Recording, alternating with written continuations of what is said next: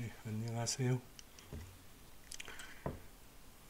오랜만에 강의 시간을 갖네요.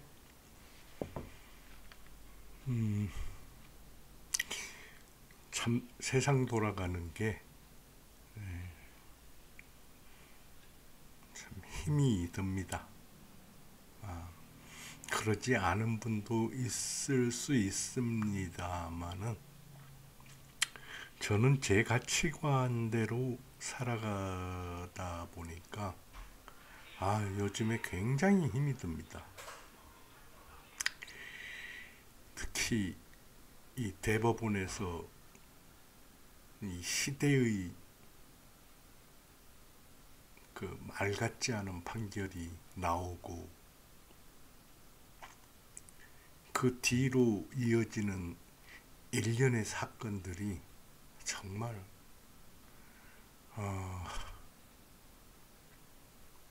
딱히 내 일이 아닌데도 참 힘들어지더라고요. 그래서 다른데 힘쓰기가 상당히 다른데 시간을 내기가 어려웠습니다. 제가 특별히 뭘 하는 것은 아닌데 이제 조금 진정이 되고 해가지고 그 약속 드린 대로 오늘 사주 하나를 공부를 해보고, 그리고 제가 지금까지 쭉 이 적천수를 강의를 하면서 우리가 어떻게 사주를 봐야 되고, 사주를 보면서 사주를 보는 사람은 사주를 볼 때 살아가는 데 있어서 어떤 지혜를 얻어야 되는지, 이런 것을 별로 생각을 못하는 경우가 많거든요. 지혜? 그냥 솔루션이라고 하죠. 그냥 지혜까지는 너무 거창한 것 같고, 사주를 보면서 삶을 살아가는데 필요한 솔루션을 얻어야 되는데, 그런 데서 많이 동떨어진 것 같은 그런 느낌을 받을 때가 많습니다. 여하튼 간에 오늘 공부할 사주는 거관유살격에서 마지막 사주. 지금까지 4개의 사주를 공부했는데 무게합을 하는 4개의 사주를 각각 경우에 따라서 공부를 했었죠.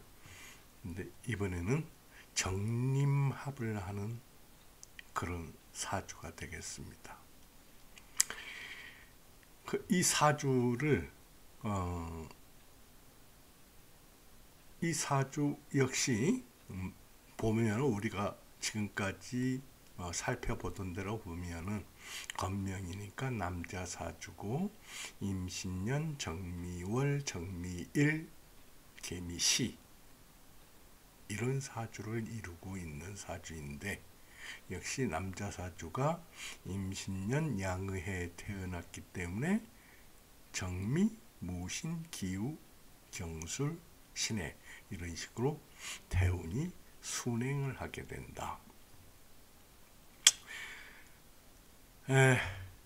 일단 이 사주 구조를 먼저 살펴봤었는데, 오늘은 이 사주 구조를 살펴보면서 할 얘기가 나름대로 있기 때문에 먼저 그 설하고 선생이 이 사주를 어떻게 감명을 했는지 한번 먼저 살펴보고, 그러고 나서 강의를 이어가도록 그렇게 하겠습니다. 설하고 선생은 이 사주를 뭐라고 그랬냐 그러면은 차조, 이 명조는 일주와 월주가 다 정미이다. 1월 개정미 그랬습니다. 그래서 그러고 시에 투출된 개수가 살이 되죠. 관살 중에서 평관, 살이 됩니다. 시에 투출된 살은 무근이다, 뿌리가 없다. 그렇죠? 힘을 받는 게 아니라 개가 묘를 생하게 되죠. 그러니까 힘이 없죠. 그리고 무근이다. 그 다음에 그런데 기쁘게도 임수 관성 조살. 이 임수가 관성이 되죠. 그렇죠? 개가 평관 살이니까 임은 정관 관이 되죠. 임수 관성이 이 살을 돕는다. 그렇기 때문에 불의합이야. 이 정님이 합하는 것은 마땅하지 않다. 그래서 이 정님이 합을 하게 되면은 화를 한다고 해도 목으로 화를 하고, 또 화를 안 하고 거한다고 해도 임으로써 역할을 다 하지 못하기 때문에 개를 돕지 못하는 꼴이죠. 그렇기 때문에 마땅하지 않다. 그렇게 봤습니다. 맞는 얘기죠.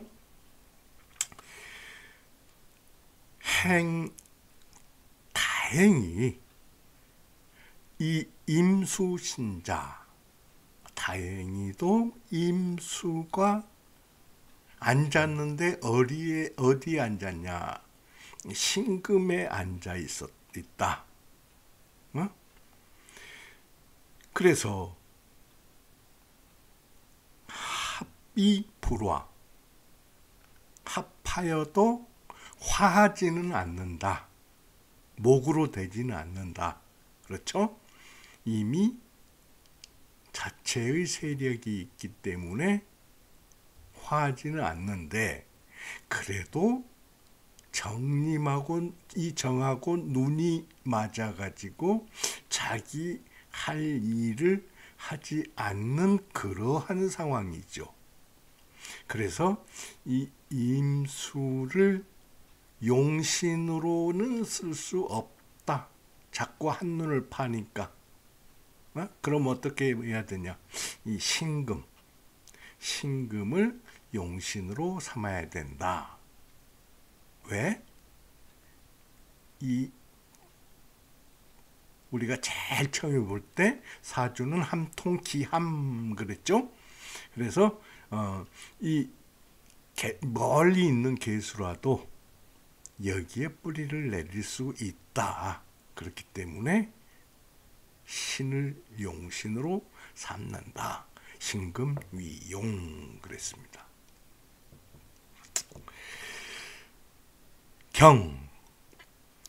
또 보니까 묘하게도 운이 달리는데 서북금수이다. 자, 이때 이제 대운이 얘기 나왔죠. 신유술 서쪽이죠. 해자축 북쪽이죠. 서북금수로 달리니 여기에서 보면은 임과 개가 어떻게 됩니까? 진기하는 때가 되죠. 진기하는 그런 운이죠. 그러니까 이 운은 참 좋게 태어났다. 그런 얘기가 되죠. 그래서 조기 관살 그랬습니다. 관과 살을 도와서 일으킨다. 그 다음에 향방 출신, 향방으로 출신했고 사판에 연등했다. 그래서 사판은 뭐냐 그러면은 과거에 합격해가지고 관직에 나가는 명단이 사판이죠. 그러니까 관직에 나아갔다. 그렇게 얘기했고, 그 다음에 유현령, 현령에서 이천 사마로 옮겨갔다. 그래서 그 위가, 치가 제황당, 황당으로 이어졌다. 아니면은 황당에 그 걸맞는 그런 이가 되었다. 뭐 그렇게 해석을 했습니다. 이렇게 간단하게 이렇게 해가지고 이 설하고 선생은 이 사주를 해설을 했거든요. 그렇다고 그러면은 자 우리가 좀 더 봅시다. 이 사주를 봤을 때,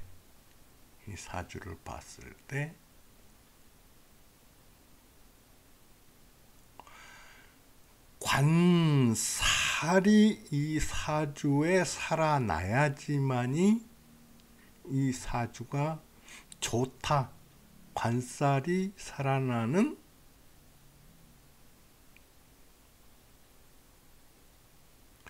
금수운에서 이 사주가 발했다, 피어났다.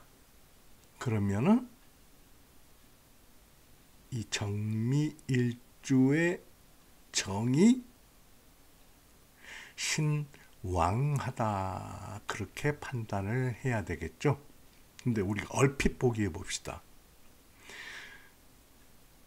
미면은 정이 이제 퇴기로 넘어가는 때가 되고, 또 앉은 자리가 미토이면은 정화는 미토에 설기되는 때가 되고, 설기되고, 여기도 역시 정화가 이 정화를 방조하지만은 이 정화 역시 미토에 의해서 설기되기 때문에 도울 힘이 있겠는가? 하나 묘가 있어가지고 묘는 정화의 인수가 되고 이 묘는 개가 덮고 있어가지고 이 묘가 음성해지기 때문에 이 정을 충분히 도울만하다. 그런데 이게 신왕하다고 판단을 할 수가 있는가?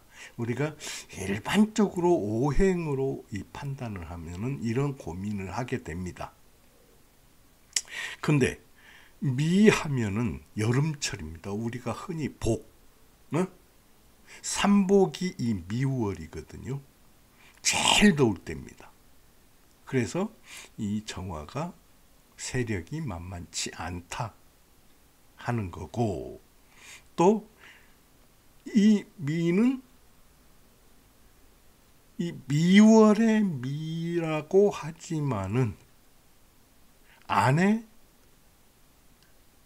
정을기 해가지고 을과 정이 역시 같이 있기 때문에 뿌리가 있고 인수가 있을 뿐만 아니라 묘미가 합해가지고 이 미는 사실상 목으로 바뀌게 되죠.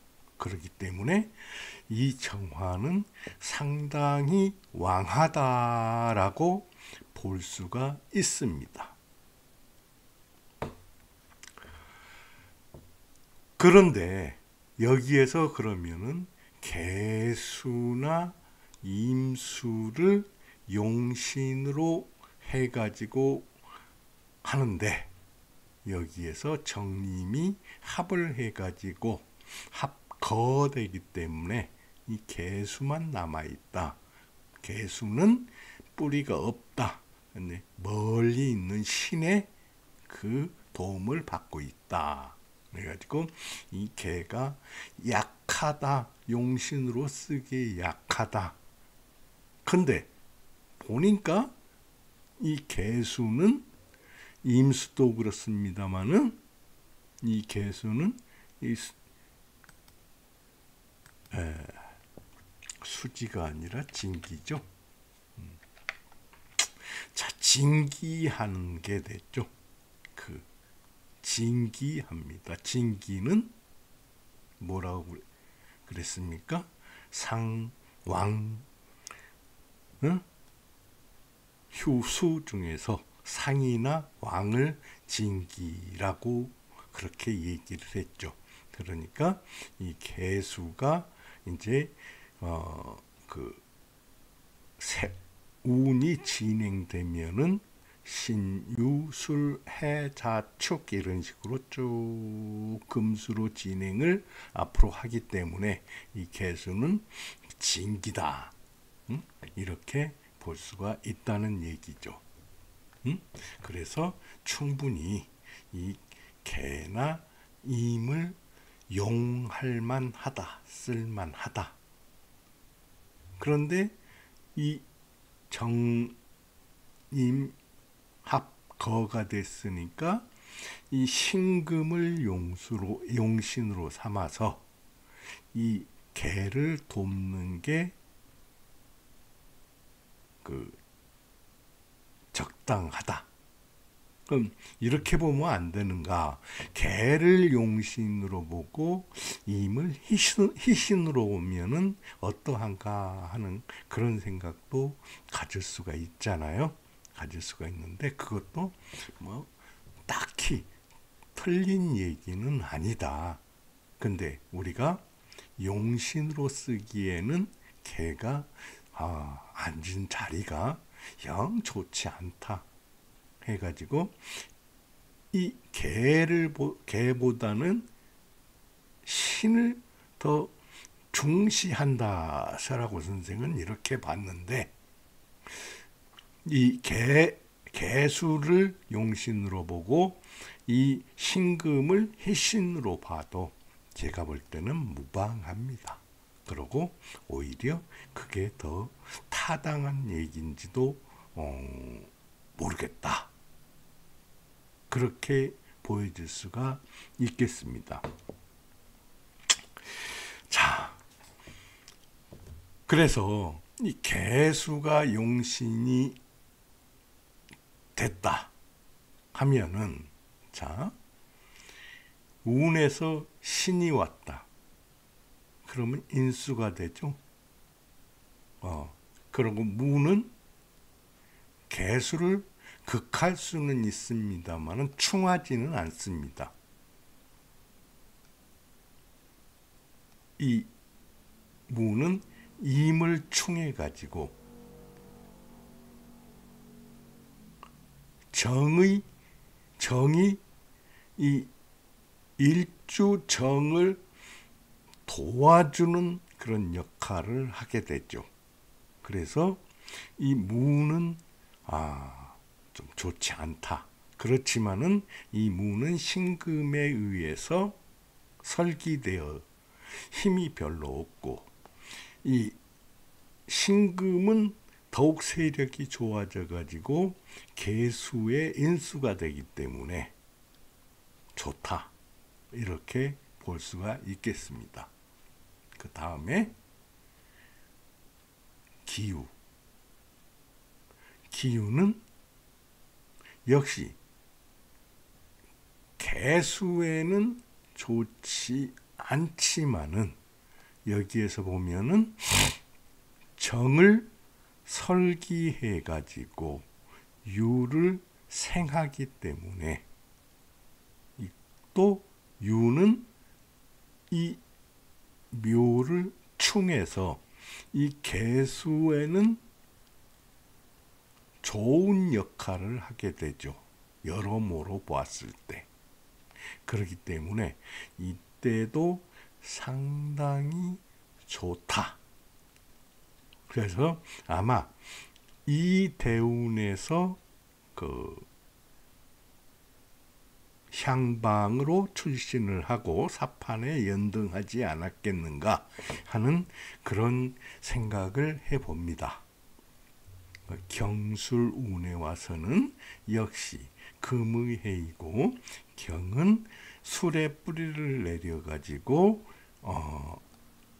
개수를 생할 수 있죠. 정인이 되죠. 개수에. 그래, 좋다. 신에도 역시 신이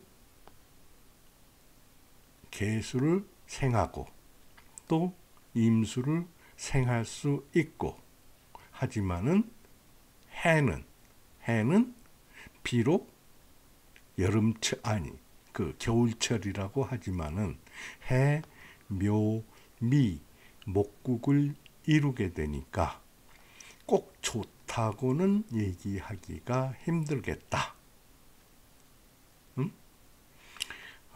그런 얘기가 되죠. 아마 이때가 되면은 이 사람이 상당히 건방지거나 교만한 그런 성질을 이루는 때가 될 거다 하는 그런 생각이 듭니다.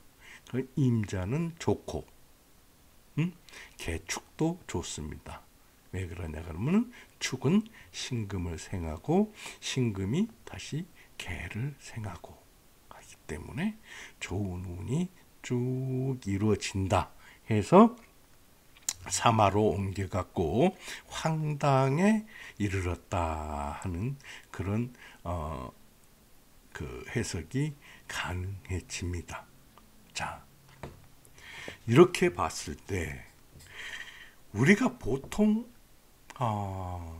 사주를 보면서 흔히 어떤 생각을 하냐 그러면은 사주를 보면서 과거를 알아맞히고 그 다음에 육친 관계가 어떻겠다 하는 것을 알아맞히고, 그리고 이 사람은 학문이 높겠다 아니면은 관직으로 나아가겠다 아니면은 돈벌이를 잘하겠다 뭐 이런 식으로 해가지고 판단을 하게 되죠.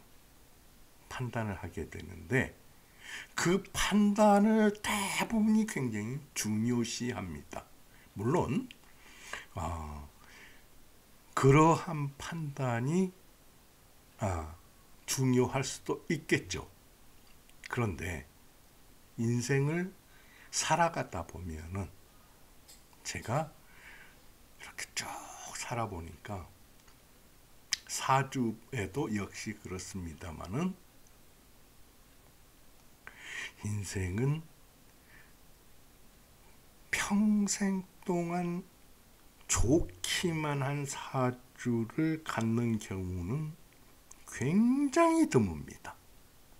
물론 그렇게 될 수도 있어요. 그런데 거기에도 높고 낮은 운이 옵니다. 좋고 안 좋고 한 운이 옵니다. 근데 대부분의 사람들은 좋은 운이라고 해봐야 20, 30년 일생에 아니면은 5, 60년. 그리고 나머지 운은 안 좋습니다. 그 안 좋은 운을 굉장히 두려워해요. 근데 그럴 필요 없다. 전혀 그럴 필요 없다. 운이 안 좋다는 것은 무슨 얘기냐 그러면은 가령 이 사주를 예를 들어서 한번 우리가 살펴봅시다. 이 사주는 정화로 태어나서 신강하니까 이 사람은 자기 성격도 뚜렷하고 건강도 좋을 거다 라는 생각이 듭니다. 일반적으로 신왕신 강한 경우에는 이제 건강 체질이 많습니다. 네, 이 사주가 봤을 때, 자, 처음에 태어났을 때는 집안이 안 좋습니다. 근데 이 사람이 태어나가지고 운이 무신으로 바뀌면서부터 이 사람은 안 좋은 집안이 좋아지기 시작합니다. 그런 이 사람은 어려서 성장기의 환경이 좋아진다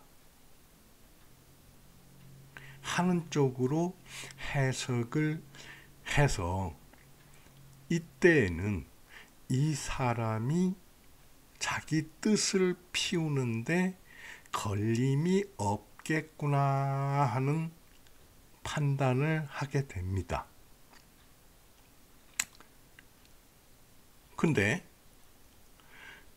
이 사람이 언제까지 걸림없는 운을 살아가느냐 하면은 개축운까지입니다. 그러니까 60년 동안 좋은 운이라고 보니까 이 사람은 태어나서부터 60까지가 70 초반이나 아니 뭐 이때면은 대운에 따라서 뭐 60대 후반까지도 갈 수가 있죠.